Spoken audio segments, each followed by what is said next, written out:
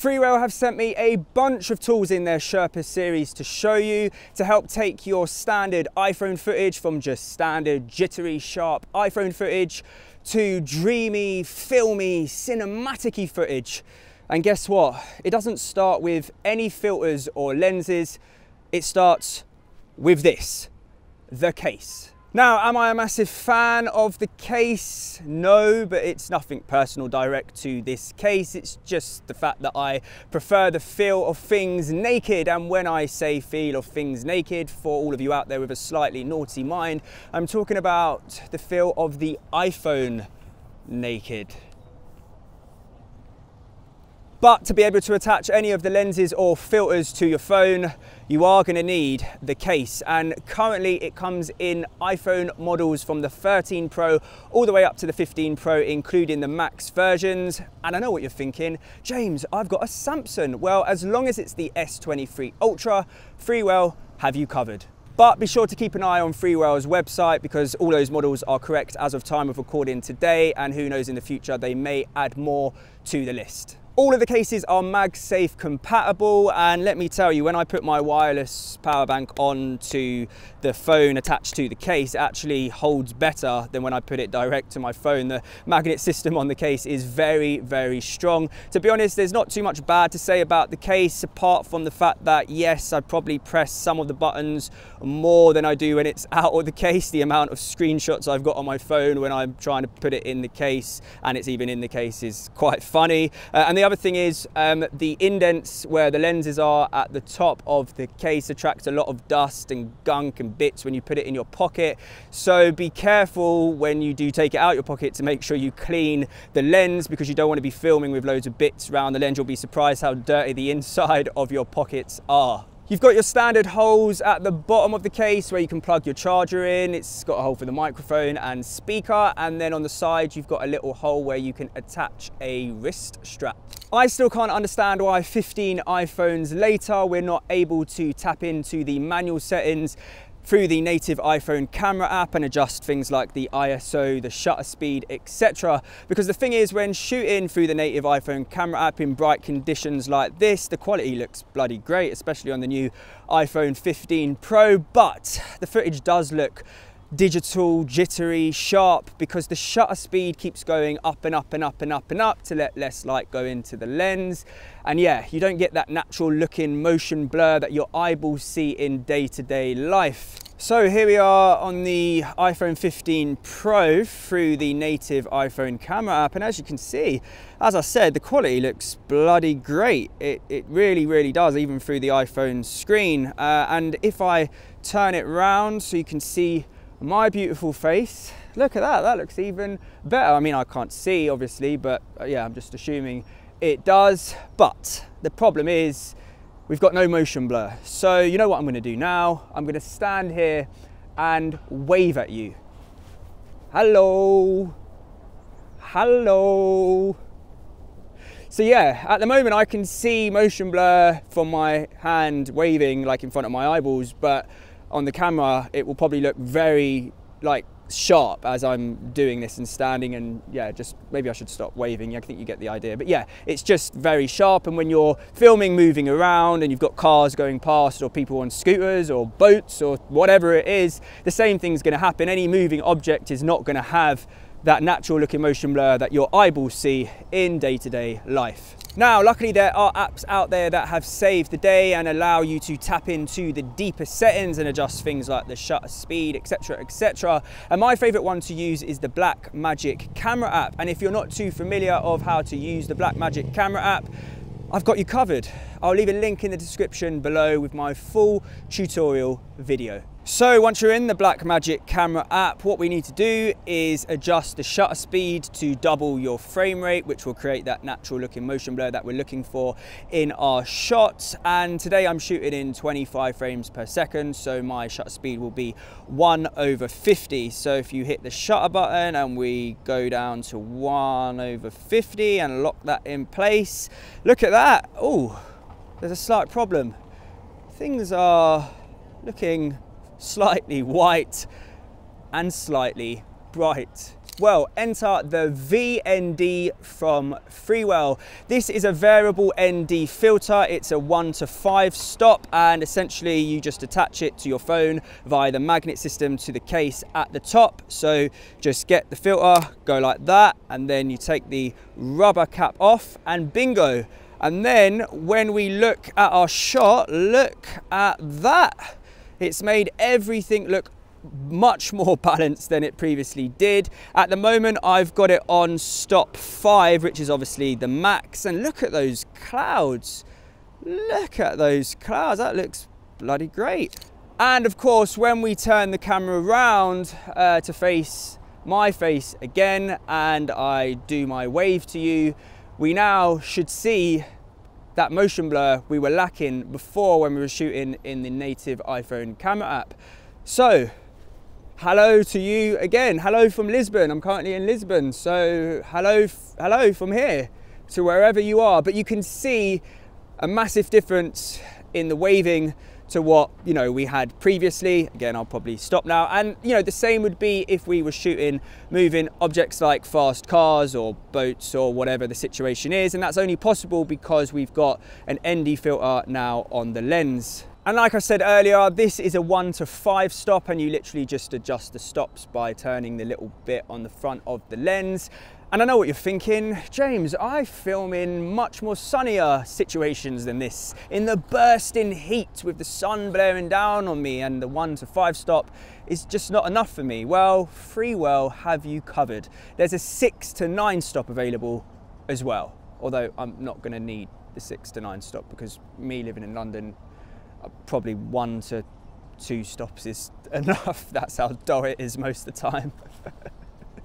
And the magnet system holding the filter in place is very, very strong. I mean, I'm moving it around very fast now, as you can see, and it's obviously not coming off. It's attached very, very well. And you know what? If you're careful with it, you don't really ever need to touch the lens itself. As you saw earlier, I literally had the filter in its rubber case, and I put the rubber case onto the magnet thing like that, and obviously attached. And then to take it off, you don't actually need to take it off and then put it in the case. You can just get the rubber case, put it onto the lens, and then take it off like that. So you actually never need to touch the glass, so there's no risk of, you know, getting fingerprints all over it. And yeah, the little rubber case you put it into is a nice cute little setup, but unfortunately it doesn't stop there. To store it and travel with it, you need to put that into the plastic hard case, which I'm not a massive fan of, because if you have a few filters, it's quite a bulky setup when traveling. What I would like is if there was like a second rubber bit that you could put at the back, so you didn't need the case and it could just, yeah, be transported like this. Unfortunately, you can't travel with it in your pocket or bag like this because the glass at the back is exposed. And the next tool in the toolbox is this, the snow mist filter. And essentially what this does is it softens the image, it creates like a glow effect around lights, and some would say makes the overall shot look very dreamy. Now, I personally prefer using this filter at night because when there's loads of lights around, like I said, it adds like a glowy, hazy effect, which you don't get too much during the day. I mean, you can shoot with it during the day, but it's a very subtle effect. But if you are shooting with it during the day, you're going to have to use the native iPhone camera app, because obviously if you use the Blackmagic camera app and adjust the manual settings like we did with the VND, it's going to be too overexposed. But FREEWELL have you covered on that side of things, because if you do want to shoot with it during the day, there is a VND mist filter available in a 1 to 5 stop and 6 to 9 stop as well. This attaches to the phone the same way the VND does by the magnet system at the top of the phone. So just get the filter and line it up in place and whack it on, and there you go, remove the rubber case. And let me show you some shots now of at night time with the filter on and off, and then I'll show you some shots during the day with it on and off as well, and you'll be able to see the difference. Well, should be able to see the difference. Like I said, during the day it's a bit more subtle, but at night it's a bit more in your face. Anyway, let me show you.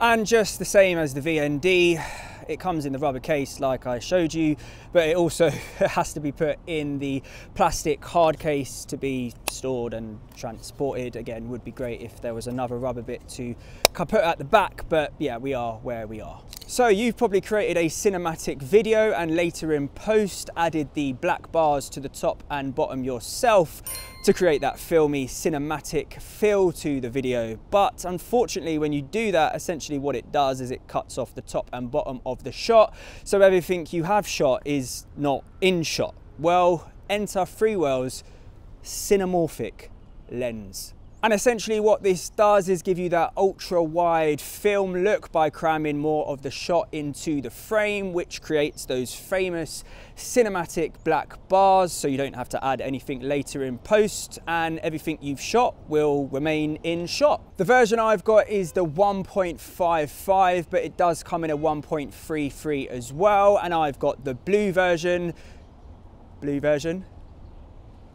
Get it? Which essentially gives out blue lens flares and streaks, and it does come in a gold version as well, which does the same thing, but it's not blue lens flares and streaks, it's gold, and there's actually no gold buildings around here. Oh no, that's yellow. I prefer shooting with this lens at night. It can be used obviously during the day, there's no rule book, but mainly down to the fact that the blue lens flares it gives out, blue is a cooler color, and when you're shooting at night time, usually you're shooting in a cooler temperature.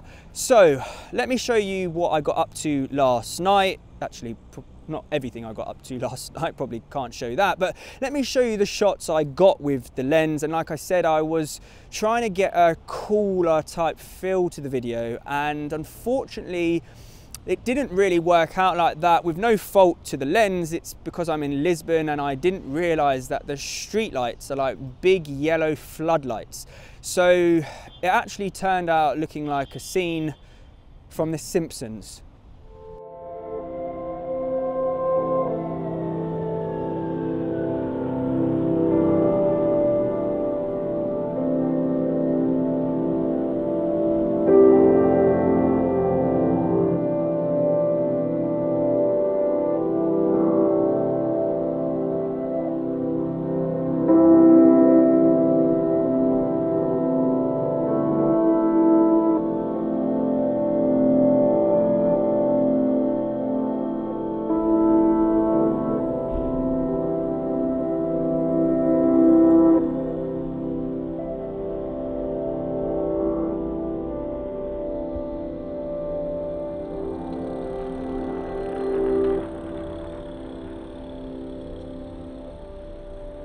This lens attaches slightly differently to the phone than the VND and the snow mist filter did. It doesn't go on by the magnet system, you actually have to screw it on slightly. So if you get the lens with the FREEWELL writing at the bottom upside down, and then you get your phone positioned like that with the camera system in the top right, and then you line the back up to the main camera and twist it round until the FREEWELL writing is positioned correctly. There it is in place, but make sure it is in place, because if it's slightly out even by a little bit, the footage is unusable and you're not going to be able to fix it later in post. Now you can shoot using the native iPhone camera app with this, and you will have to do that if you're shooting during the day and you don't have any ND filters for it, which by the way there are ND filters available that you can buy to screw on. But if you don't have ND filters, you won't be able to use the Blackmagic camera app obviously during the day, because it would just be too overexposed. So you will need to shoot using the native iPhone camera app, and it will look stretched out vertically, which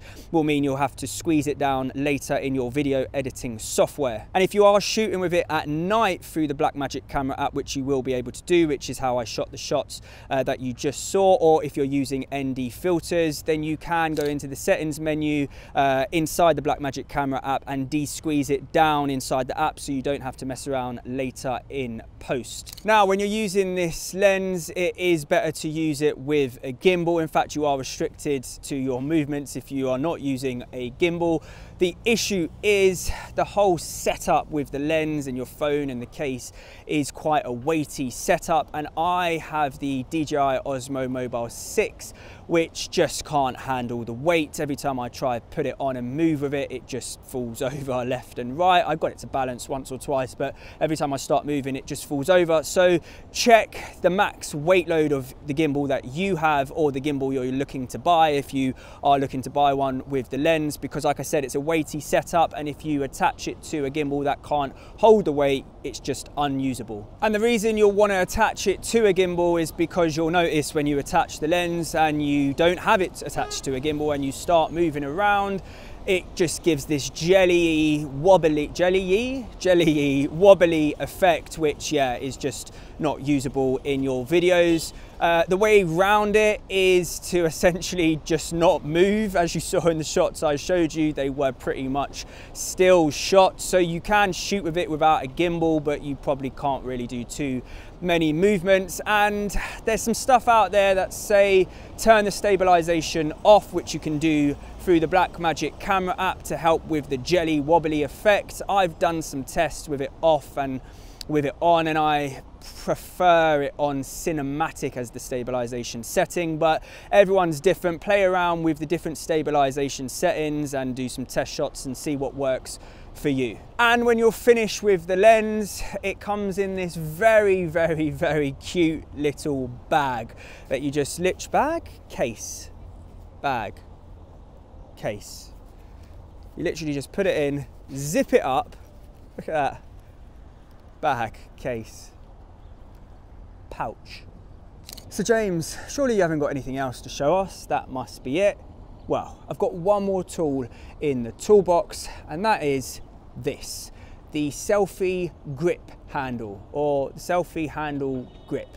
Anyway, essentially what this does is exactly what it says on the tin. It gives you that firmer grip to the phone, and as you can see, I have no longer got the case on my phone, because you don't need the case to be able to attach this to your phone. At the top you've got 3/4-inch screw holes. You've got a cold shoe mount to attach a mic or light. At the bottom you've got 3/4-inch screw holes as well, and you've got this magic shutter button which connects to your phone via Bluetooth, so you can start or stop a recording or take a picture exactly as you would if you were, doing it on an actual camera. And it gives you that firm feel, that steady hold when you're holding it like this, and especially when you're shooting using the cinemorphic lens. Obviously you would need it in the case, and this still attaches, by the way, whilst it's in the case as well. But all the shots I showed you from what I shot last night, I actually had this grip on as well, because it made my hand movements even steadier. So yeah, when you're using the cinemorphic lens without a gimbal, this is definitely